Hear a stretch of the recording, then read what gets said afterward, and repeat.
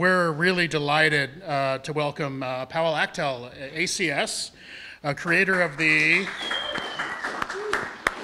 Akhtel 9x7 cinema camera. The camera has a sensor with almost twice the number of photosites as a typical AK camera, and despite their size, their modulating transfer function is as good or better than most. It's capable of rendering it's an 8.7K. 8.7, 8.6, 18.7K, which exceeds the sharpness of 70mm 15 perf IMAX, apparently.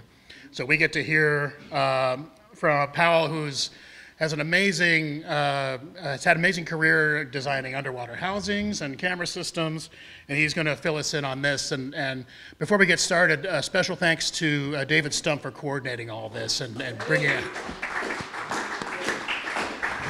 And so I give to you Pawel Akhtel, ACS. Thank you so much, Shelley, and thank you for organizing this event. It's a big privilege to be here. Louder, please. It's a big privilege to be here. Firstly, I would like to introduce myself. Pawel Akhtel, ACS. I'm a cinematographer just like you, with passion for image quality. I have scientific background, so I tend to say I can't improve it unless I can compare it. I can't compare it unless I can quantify it. So everything here is quantified to the nth degree, because that's, I believe, the only objective way of doing things. I also have a master's degree in engineering. I'm a hardcore programmer, and obviously my passion is in cinematography. So this camera is essentially made out of passion. It was also made for one customer where they needed extremely levels of sharpness. And I would like to say that I'm going to use some terms very consciously. So resolution and sharpness are two different things. Resolution is measured in usually pixels. It tells us how much storage we need. Sharpness is telling us how small detail we can reproduce on the image. They usually have nothing to do with each other. All right? We can have high-resolution camera that produces soft images. We can have low-resolution cameras that produce sharp images, and I'll come to that.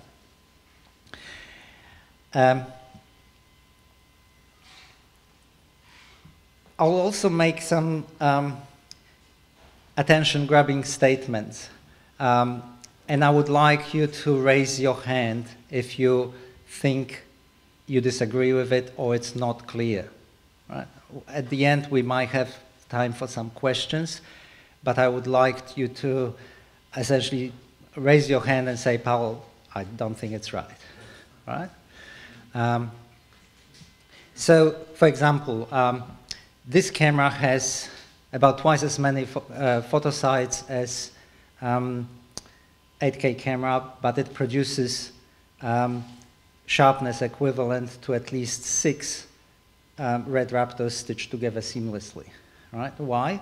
Because we measured the MTF, we measured modulation transfer function, we measured sharpness, and we determined that the amount of detail that an 8K raptor can resolve, is capable of resolving, is such that you need 6 of them in order to match single 9x7. Why? Because this is a very unique sensor. It's a very high contrast sensor. So photosites have very high MTF. To give you an example of a camera that I often like to compare with is ARRI LF. Right? It's a low resolution camera, 4K, well, it's not low resolution, but you know, lower than some others. But it's very, very high micro contrast. We measured about 30% at Nyquist, which is much more than I measured in other cameras. In terms of photosite performance, this camera is very similar. It's able to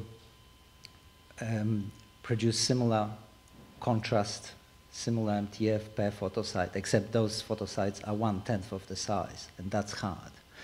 This sensor is very unique in a way that it's both high resolution and very high contrast. All right. Why this camera was conceived? It's essentially a replacement for camera arrays. So obviously VFX.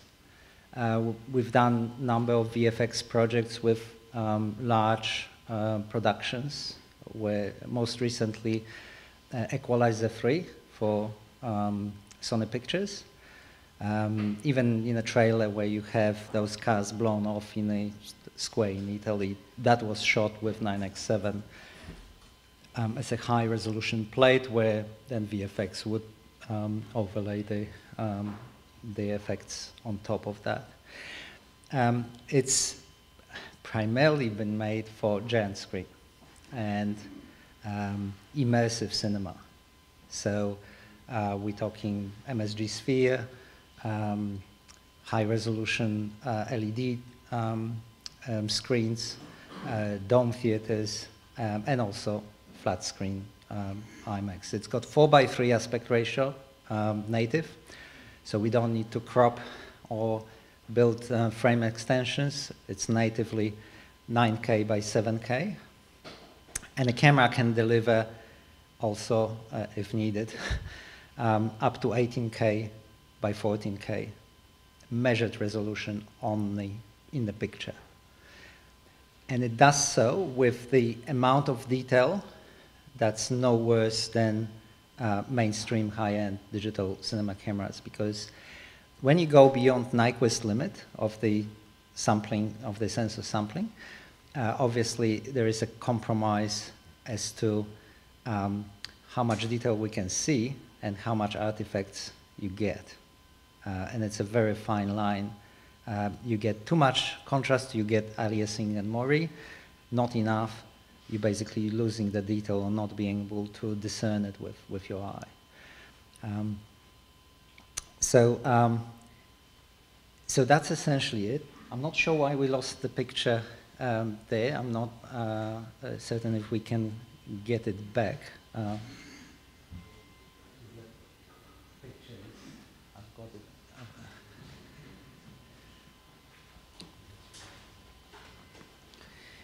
We've got, the camera has global shutter. Oh, fantastic, thank you.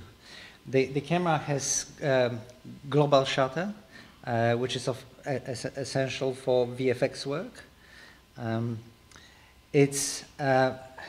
Most cameras are either ISO invariant or have dual ISO.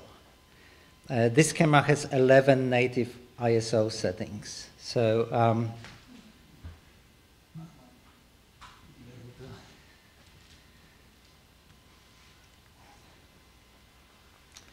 so we go all the way to 5000 ISO. As you can tell, there's not much light here, and I can shoot no problem. My histogram is fully exposed. No issues filming with this light. We have full color, and that would be actually a native ISO that we're shooting here. So you can see that we're actually changing.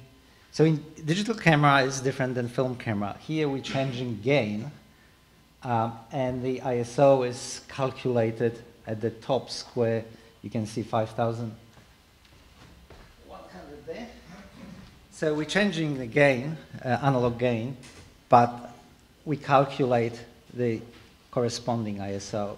We don't change ISO in a digital camera.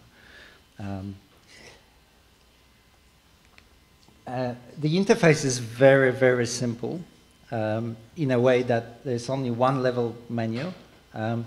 The camera is very comprehensive to set up, and we have like a configuration file to set up, which cinematographers don't have to do. We either set it up. It's a camera technician that would do it, or we set it up for the DOP. This is the only menu that's there, so it's very simple. I've been given this camera on set to DOPs, and they have no trouble shooting with a new camera pretty much after 10 minutes of explanation. You probably noticed that we have the Sacred Master IMAX framing guide. That was from day one because that's what the camera was made for. This camera can be configured with an offset mount that we have vertical offset on so optical center of the lens falls into the lower third of the frame. So that's what, for dome theaters and for IMAX theaters, it's important that we have maximum sharpness in the lower third, and that's basically where people are looking at. Other ones, you have MSG sphere. This camera certainly complies and delivers the amount of detail required for MSG sphere. You can see the mezzanine level, a little marker where the people are looking at. We have our overlays. That's for flying theater, different levels of horizon. So flying theater is like a dome in front of you, and they quite often tilt it up and down slightly. They need to know when they're cutting from one shot to another that the horizon is essentially not jumping up and down. Also a good idea for giant screen and IMAX that you keep that horizon line from shot to shot, so you have that continuity. Another one is very unique C4 lens. So this is 270-degree lens pointing up. This is a horizon line, so the inner circle is looking 45 degrees up. The middle circle is looking at the horizon. The outer circle is looking 45 degrees down, and we're capturing full 360, extremely sharp lens. We can get 18K out of that. Again, replacing multiple camera arrays with a single 9x7. Much simpler, much cheaper, easier. You can put it on a drone. You can put it in an underwater housing, shot over F1, no problem. You know, much more usable camera than a big array. Now, with this camera, we have multiple workflow options. So the camera records a proprietary RAW format. Now, we can transcode it to either Cinema DNG, one workflow, or EXR, another workflow, for VFX. Usually, EXR is not that appealing for editing in normal situations because it's quite heavy format. We can do 16 and 32-bit EXR. It's a linear ISIS sort of color space. For general editing, we would encourage to use Cinema DNG. But with either of those, we have some tricks up the sleeve. Normally, without any special treatment, this camera has about 13 stops dynamic range, about 1 stop less than Arri LF. However, recording linear and compressed RAW gives us a lot of data values, code values, in a last stop. In fact, half of them will be in a last stop because it's linear. So here we have massive, massive information in a last stop. Well, let's make use of it. So we can reconstruct the highlights up to 3 stops quite easily, as long as we have at least 2 unclipped channels. So if we at least preserve one blue channel, for example, we can reconstruct full detail and full color because we have a lot of information in that last stop. So we're adding additional 3 stops on top. That becomes very interesting because all of a sudden from 13 stops we can get 16 stops. And I did film where that was needed, like filming. When you film with 220-degree lens, you're always going to get sun in the view, almost always. So you quite often, well, you're shooting against the sun. What that means that you have to you have to make an HDR basically out of it, bring up the shadows and compress the highlights to fit within whatever the dynamic range of the display is. So it's extremely important for that camera to be able to capture high dynamic range. Also, we have one other innovation. This camera has a very unusual sensor cover glass. Every single other camera, when you point to very bright point light source, will create flare by bouncing off the sensor and creating an image on the IR cut filter. Right? This is the only camera that will very effectively suppress it. It's extremely important for VFX, but also for a giant screen. For any immersive cinema, we do not want flares. Flares take all of the immersion out. Right? As soon as you have a flare, you know you're not in there. You know that someone's filmed it. The immersion just goes out the window. We can, if there's a need, we can add flares in post and we have full control, but it's important for this specialized camera to suppress flares.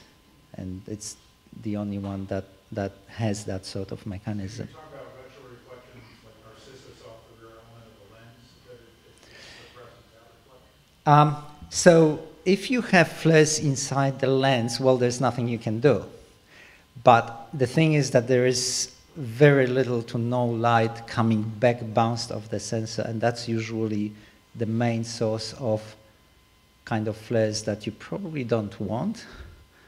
Those are the ugly sort of circles and things that sort of usually red color or magenta color that form on a IR rejection filter. Going back, another feature that we do during the transcoding to either Cinema DNG or EXR is denoising. Now, there's 2 ways of denoise, well, more than that, but you either do it in a camera or you do it downstream. We do neither of those. The problem doing it on a camera, well, you would need like 450-watt GPU working, very hard to be able to do a good job of it. It's just too intensive, computing intensive to denoise that much data and do a good job of it. The other school is, well, let's do it, with neat video, denoising downstream. Well, the problem with that is that you're mostly working on a RGB debayed image, and if you ever worked with neat video or any other denoising, it eats detail, shadow detail, together with the noise. It's not as effective, and most importantly, it slows down your editing process to a halt. So what we do during the transcoding from our RAW to either Cinema DNG or EXR, that we also can do denoising very quickly using GPU, solid GPU processing. So what you get in editorial is clean, denoised, raw format. Very quick to edit. I quite often edit on a notebook, no problem. Quick, easy, effortless, no issue. And I don't need to do denoising that takes a lot of CPU, a lot of GPU, if you try to do it downstream, and does much, much better job. It preserves the shadow detail. So you might have very faint writing in a shadow that is obscured by noise. The denoising would remove the noise but preserve the writing. So it's a very we're using wavelet denoising. What I would like to do here also is a demonstration of color capabilities of this camera. This is first time I'm showing this publicly, even though the camera has been out for 4 years. It's the only camera that can produce colorimetric images. What does that mean? It means that whether I film with LED spiky light that has big spike in the green and spike in the yellow, whether I film outdoors in a daylight or whether I filmed in overcast conditions, the images will be indistinguishable, color correct out of the gate. No other camera can do that. Every other camera has, correlated color temperature setting. Right? Well, that doesn't account for all the spectral distribution of the light. I mean, I can give you two light sources, both of which are 6,000 degrees Kelvin, and both of which will give completely different reflective colors, because one will have green and yellow spike, it's in my LED light, and another will be my daylight, which is almost like a black body radiation and lies on a Plancke curve. Both are 6,000 degrees Kelvin. They produce completely different colors. If we try to use the camera color profile that's been shipped with the camera, that was most likely done for the daylight or for the black body radiation, and then try to fix it by undoing what was wrong with that color profile and adapt it to the actual lighting, that transformation causes gamut clipping, metamerism, and color twist. So your saturated colors might go from saturated red to magenta or from saturated blue to magenta. Essentially, it's not a lossless transform. Here, we're creating a profile, color profile, or input device transform, if you like, on set for the lighting that we have on set, and producing colors that don't need to be color corrected downstream. What does it give us? It gives us images that, regardless of the lighting conditions, are consistent and color accurate, and if we want to apply creative look, it will be also consistent, regardless of the lighting we used. We might have used some tungsten, we might have used some LED. After we apply creative look, they will be all consistent. All right? It works very well with ISIS workflows, right? Just less work. So I'm going to set it up. I'm going to simulate a light that's probably not ideal light for filming. I brought my little light that can create lots of spikes and tint and nasty stuff.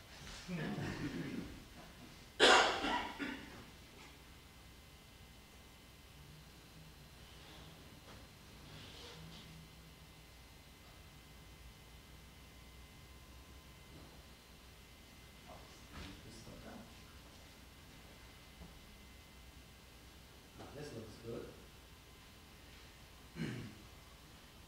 but I will make it bad.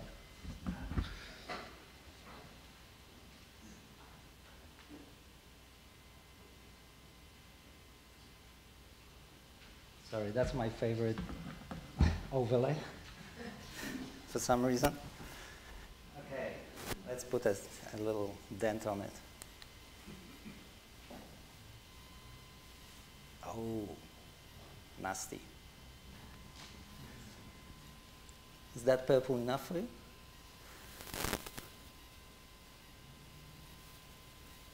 Right.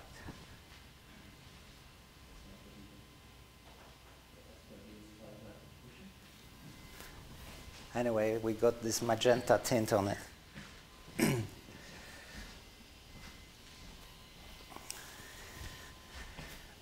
Why don't we also change color temperatures at the same time?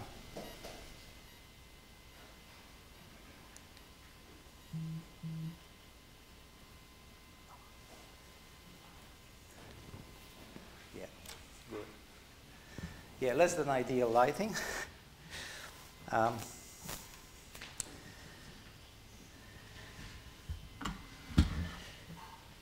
So this is the lighting we have on set. Whether we can control it or not, it's another issue. But so I'll go on in calibration.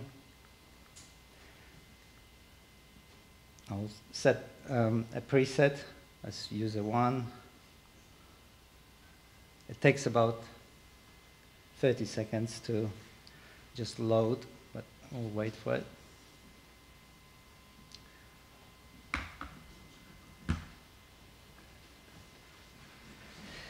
I like that chart because it has supersaturated colors as well as normal sort of reflective colors that we find in real life.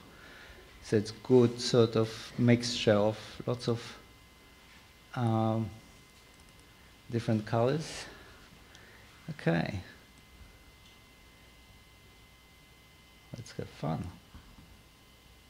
The moment I ask the camera to create me a color profile, it's done. Okay, so that was successful. So let's see if we can. Okay, that's colorimetric now. This color profile will be attached to every frame of every clip and will travel with the footage as metadata. We can replace it, right? I can go back to standard profile, or I can fiddle around with this profile if I'm not entirely happy. But I just created a custom camera profile for this ugly light that is exactly the same as if I had this chart in sunny Australian daylight on a clear day, right? You can have spikes, obviously, to a certain level in a spectrum, and they will be all adjusted for. Of course, if you have sodium light, well, all bets are off. It will not create a profile. It will tell you, well, you have to really do something with your light because it's not possible to get those colors into reference colors. Right? So it's not going to create something that's unusable. It does verify. I can flip between them. Obviously, I can create several of those. I can go back to factory setting. Right, so you can see before and after. Now, if I have a particular color profile selected, every subsequent clip will say, okay, I'll get that color profile, I will attach it to the file as metadata. Nothing is baked in. You open it in DaVinci Resolve, and hey, it's already color corrected. No need to color correct. All I need to do is apply my creative grade on top, and everyone is happy. No other camera, to my knowledge, has that capacity. We go also a step further. As you are aware, our colleagues from ARRI have created wonderful color workflow called Reveal. It happens that we also created a very similar, well, pretty much identical workflow about 3 years earlier. So we also have ability to create profiles that are non-linear profiles. Why is it important? It's not difficult to very accurately reproduce skin colors, right, or desaturated colors. It's just 3 by 3 matrix transformation. We can get them with delta E of 1 or even less, right? No problem. The problem is the saturated colors, particularly refractive colors that are not dependent on the lighting. My favorite subject is Macau parrot. So if you have Macau parrot, their feathers are made out of keratin, the stuff that fingernails are made of. If you melt them, they color less. Now, the color is produced by refraction. What does that mean? If we put warm light on it, it will look identical to if we put cool light on it or any other light. Macau parrot will not change the color. Right? It's a refractive color, it's supersaturated color, and if you put chart next to it, the chart will change the color because it's their reflective colors, and depending on your color of the light, but Macau parrot will not. Right? So our camera is the only one, well, one of the few, that can very accurately reproduce fully saturated colors that are non-reflective colors, say either refractive or emissive. Emissive colors are, for example, your stoplights. Have you seen the footage and say, well, why those stoplights in a car look pink? I'm pretty sure they were red, right? Well, that's one example. Why is this green light, traffic light, look like, yellow or yellowish? Well, that's why. It's very hard color to reproduce by cameras. Using nonlinear input device transform, we can actually reproduce those saturated colors much more accurately. Right? That's one differentiation. I wanted to show you another thing. This camera is obviously able to create enormous amount of sharpness. So much so that we haven't experienced those sort of levels of sharpness with traditional cameras. So it needs to have tools that allow that sort of sharpness to be captured. Not many lenses resolve that much. There's only a handful of lenses. You probably ask, what lenses are they? Well, Airy signature primes are really consistent. They do go to those sort of spatial resolutions. Selected sigmas that also go that far, and not many more lenses. I've tested hundreds, and they just don't go that far. So how do we ensure that our footage is sharp? Do you not have an optical low pass filter? No, we don't. And that's deliberate because we actually do want to go beyond Nyquist.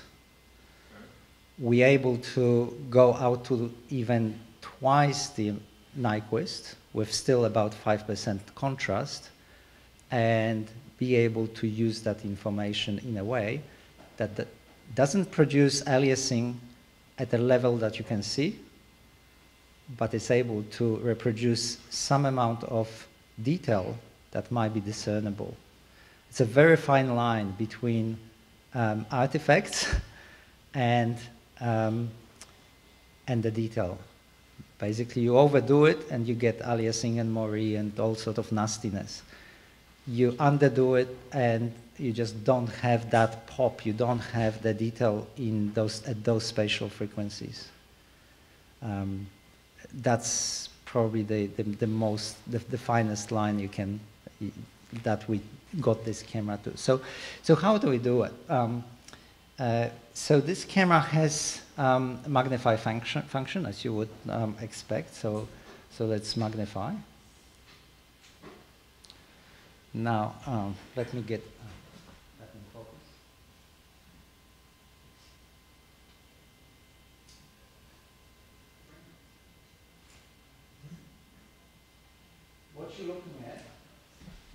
What you're looking at is 0.7% of the actual frame.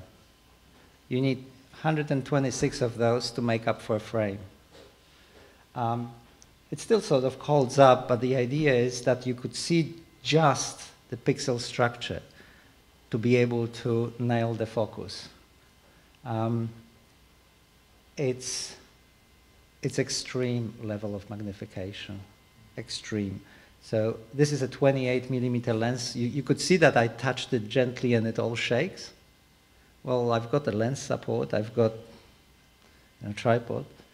You know, it shakes even if I do this. Yeah, those levels of magnification, it's scary. When I magnify out, well, you can see what we were looking at. All right. So that's the primary mechanism to ensure that we're in focus. When I get an image frame like so, I can usually get a different focus mark on the base of the eyelash and a tip of the eyelash. You tell me where should I be focusing at. It's scary. In fact, this camera, this is interesting a bit, and I'm pretty sure there will be lots of hands here. This camera can deliver shallower depth of field than 15 perf 70 millimeter film at the same angle of view at the same stop. You would say, what? Right? So if you look at the depth of field formula, there is one little sort of thing that many cinematographers don't pay attention to it. That's mainly because we used to shoot on film, and circle of confusion was around 30 microns for pretty much most of the film stock. Well, now we use sensors, and circle of confusion varies from sensor to sensor. Here, when we shoot with those sort of levels of sharpness, we use about 3 microns. Well, it happens that even if you shoot at the same f-stop, same angle of view, so much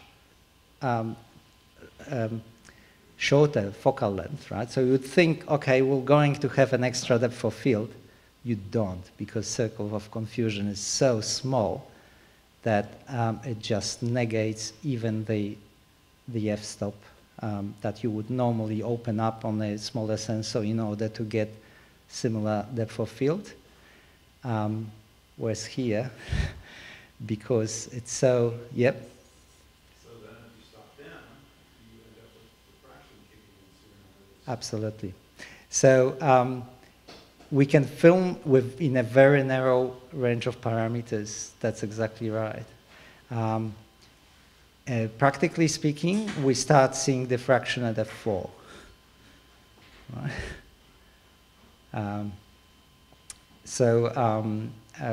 We can still shoot at 5.6, but yeah, I try to stay around f4 and change everything else to match, right? Like my exposure and whatnot. So yeah, pretty scary. This camera can deliver about twice as much detail as 15 perf 70 millimeter negative. Even more so when you consider the glass. And even more so when you consider as 15 perf 70 millimeter prints. Or projection, if you like. What's the data size of one frame? Okay, so when it varies, because it varies from whether we deliver it as Cinema DNG, that's about 200 megabytes. When we deliver EXR, 18.7K 32-bit, that's about 2 gigabytes per frame. Yeah. The recording is done on a, there's two parts, there's camera module and the recording module. Recording module comes in sizes of 4 terabytes and 8 terabytes. 4 terabytes is actually more advanced, as is, it allows even higher amount of bandwidth. We can record up to 11 gigabytes per second. That's about an order of a magnitude more than any other camera. We can also, when we initially designed it, the primary, the problem number one was how do we get that much data on, reliably. At those days, some companies were telling us, oh, 300 megabytes, mate, you need special SSDs because, unless the company certified, they're not going to keep up. Well, here we have not 300 megabytes per second, we have 11 gigabytes per second. So that was originally the IT problem, not color science, not sensor problem, it was IT problem. How do we get that? And we overshot, so we pretty much got twice as much bandwidth than we needed. So the upshot of it is we can connect 2 cameras to a single recording module and shoot 3D or dual camera setup. All gen-locked, all synchronized, really simple setup. You don't have lots of cables and stuff.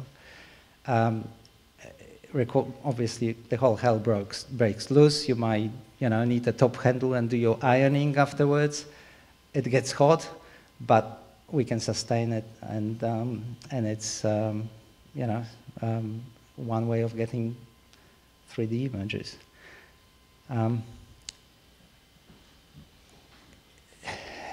This is like a powerful, very powerful computer. Like every camera is a powerful computer, really, these days. Most of them run Linux, so does this camera. It runs embedded Linux.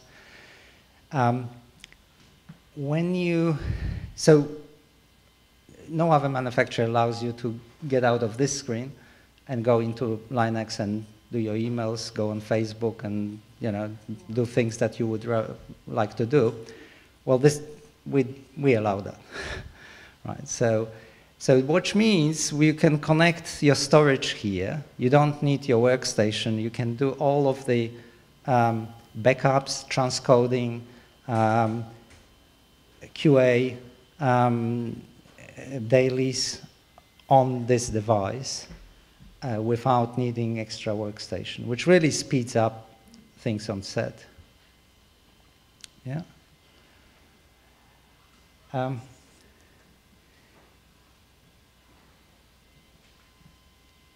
One other thing that you can also do is, so we have a special, you can connect USB devices to it and offload with USB, that's slow. We also have some high-speed devices you can offload really, really fast. Or you can just swap out recording module if you're trigger happy.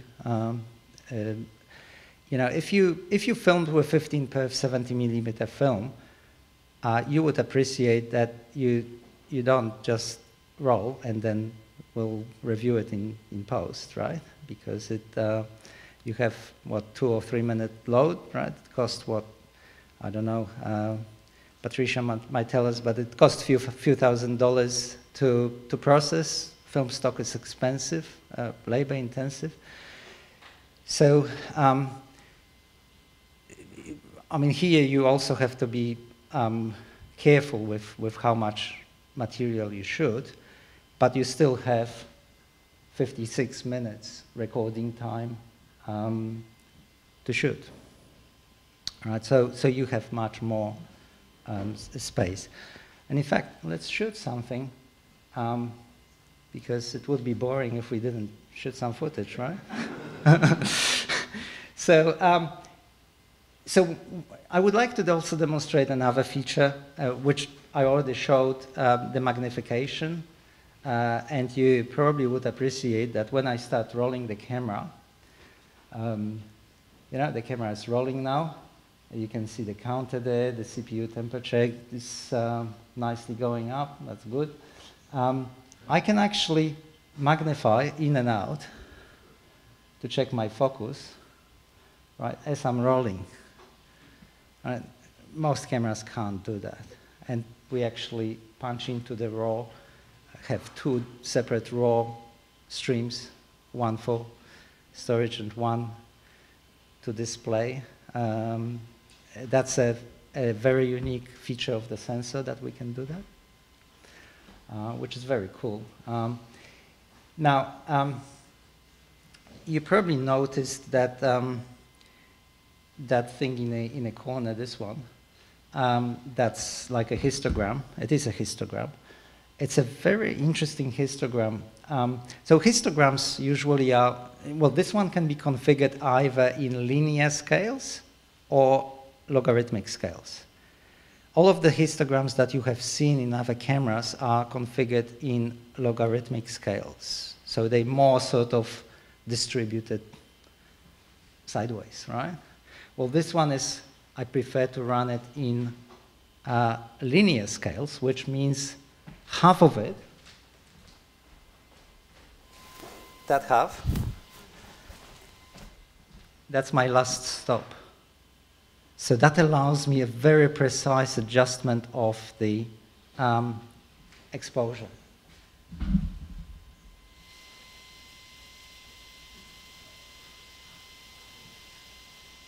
Like it's very, very sensitive. What do the dots indicate? Overexposure. So this is my aid to, I'm at the moment clipping red channel quite badly. I'm clipping the green channel quite badly, but I can still shoot because I haven't clipped my blue channel. So without highlight reconstruction, those channels would be clipped, like unrecoverably clipped. But because we have the highlight reconstruction algorithm, we can fully recover that. Detail and color are going to be pretty accurate there. Also, you probably noticed that in some cameras, you point the camera to the bright light source and you get those like purple orbs around the sun, right? Yeah, we don't do that. Ours is completely smooth. We have detail, we have color information, even though we blow the that part, even though we clip it. Yeah,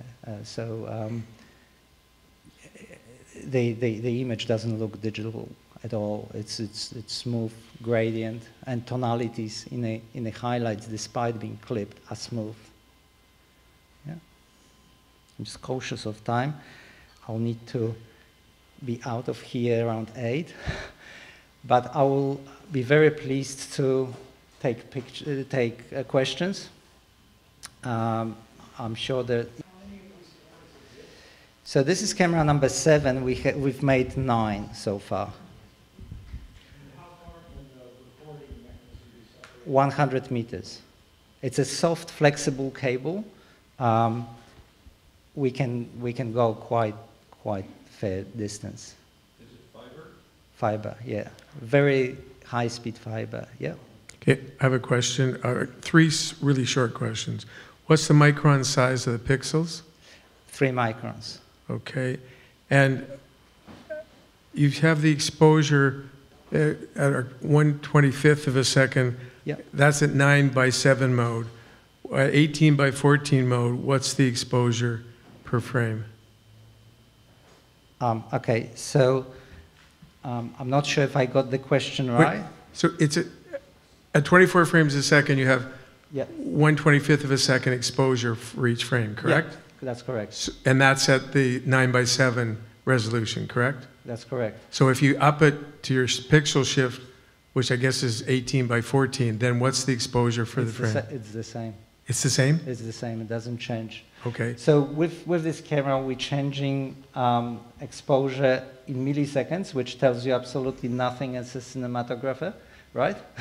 But that's what we change in a digital camera.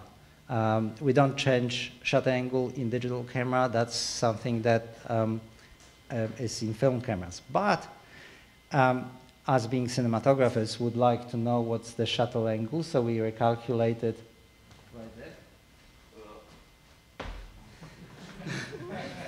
there. Also with fractions, we recalculated too. So you have three things. You have, we're changing the exposure in milliseconds, but we also display the shutter angle and fractions. Now, if I go and change frame rate, I'm only expecting to change frame rate. So if I go to 30 frames a second, you can see that my shutter angles change.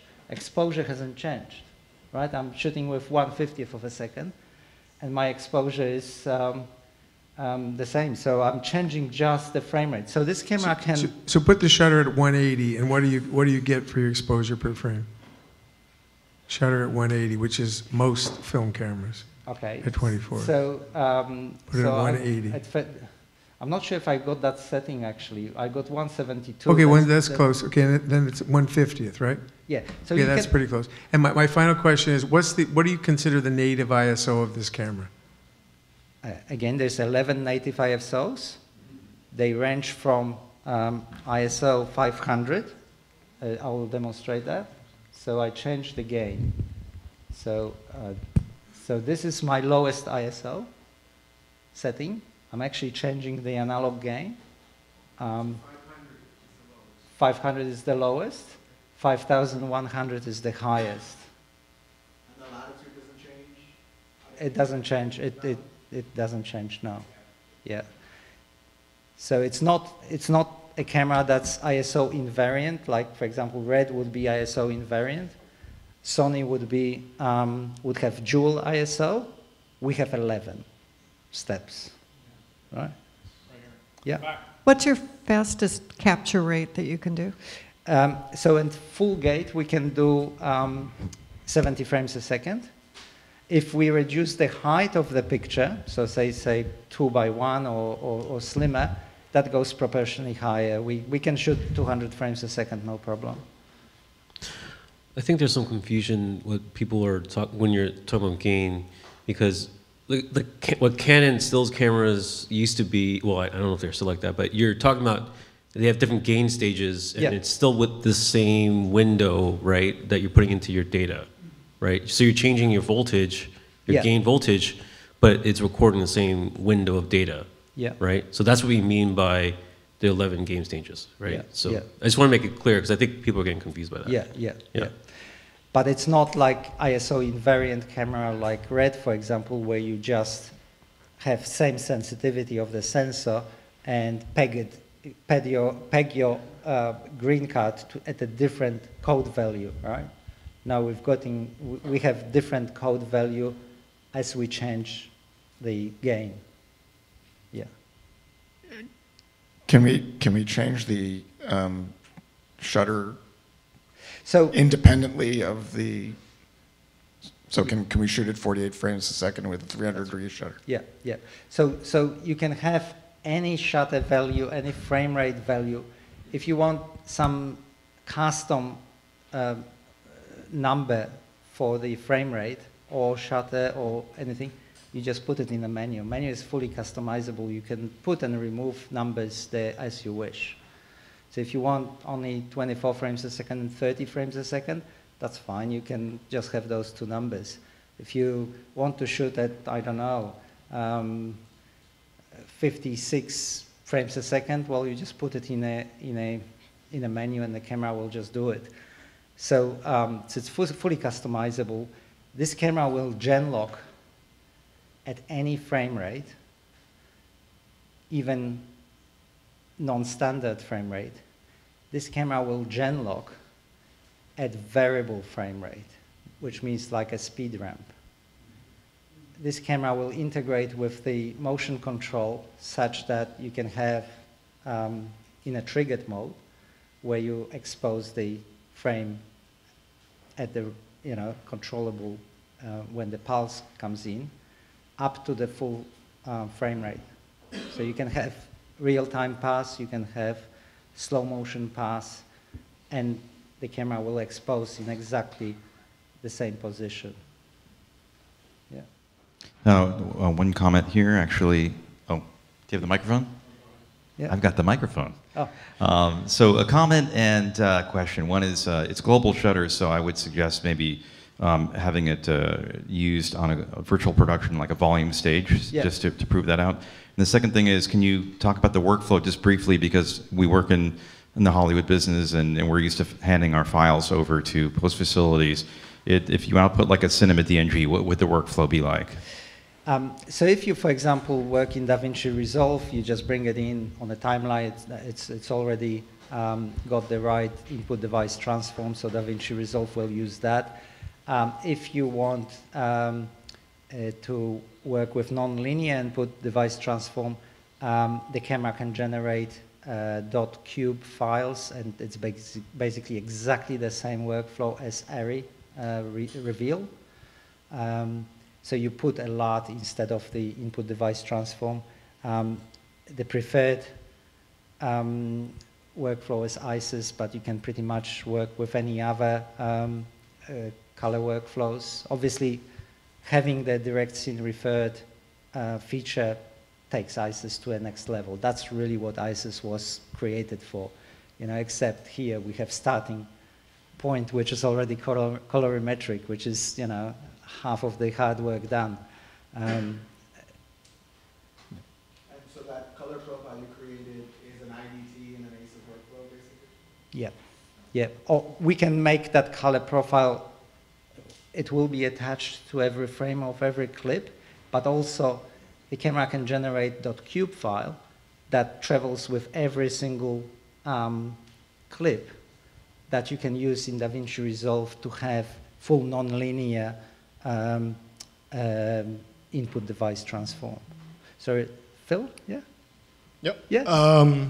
Full disclosure, I have some experience with the sensor, camera head, and recording module. We have used it for aerospace. So the couple questions I have is, you've tested against commercially available cameras from Sony, ARRI, RED, and whoever. Yeah. And as far as I can tell from your results, you tested against cameras with low-pass filters in. Yeah. And at least for those three manufacturers, you can order those cameras without low-pass filters. Yeah. So that's one question. And then I'm curious about, I understand the color methodology here, but you've made an active choice to not use a filter stack to protect against extreme UV and IR. That's not true. We have... Oh, you do have something in Yeah. there? Yeah. Okay. You can potentially calibrate the camera without IR filter. Your delta E will be probably around 5 or 7, so you have color shifts. Probably just acceptable. Now we have very sophisticated IR. So most IR rejection filters would give you a color cast on the edges. This one doesn't. Hello? Oh, there you go. I guess one point I'm making, so the 3.2 micron pitch that you have here, you do have a very high resolution imager. Yeah. And I think the Venice 2 would be the next equivalent without the low pass. Yeah. On a pure basis. Venice 2, returned quite high MTF figures, yes. Have you thought about putting a low pass filter in this camera? Yes. Okay. Yeah. We chose not to because there is a fine line. Well, our algorithms are able to use that information, which is normally would be a lot of aberrations, as in aliasing and Mori and all that. We can use that information to retrieve enough detail that you might just be able to discern it, but suppress the aliasing. So aliasing is in the level no worse than in, say, RED camera, right? Sorry, I'm just putting those names not to downplay. Those are very good cameras. If I compare to any other camera, that means it's worth comparing with. It's something that I respect. It's you know, professional high-level camera. It's just I tend to measure and compare things all the time. So, yeah. Did you say this camera was used for the MSG Sphere? For the Wasn't used. Was it used? Wasn't used. Oh, was not. No, it was designed for. Because I was wondering if you'd use this camera for the live portion of U2, you know, that integrated with. It's not a broadcast camera. It doesn't produce pretty pictures. We only have 8-bit output, so you would not use this camera for live live imaging. Yeah. Any other questions? How big is that SSD run for now? So that's 8 terabytes SSD. We also have 4 terabytes SSD. The 4 terabytes is actually more advanced. There is no SSD that I know, well, NVMe, that would have higher capacity and also being able to sustain those data rates for a longer time. So you have SSDs that manufacturers claim, oh, it's got 11 gigabytes per second. Yeah, right, for the first 20 seconds, and then it stops. Yeah. Just one more question. So I see you're running a dark frame CalMap. Are you doing anything to combat against other CMOS artifacts in terms of streaking, banding in the shadows and things like that? Are you doing that in post-production, or no? So with the firmware 5.3, which is just being available, we have enabled the wavelet noise reduction on RAW. So we can actually filter it out in a RAW to RAW conversion. So you still get a RAW file, the Cinema DNG, but it's denoised. Yeah, yeah, that's always a tricky bit to combat with, yes. Mm-hmm.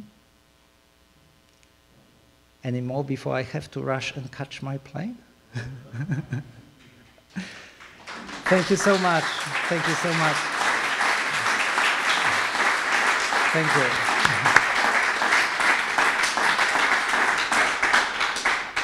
I really appreciate it. It was great pleasure and honor to present here. Thank you. Thank you for coming tonight, Paul. Thank you, David, for organizing it.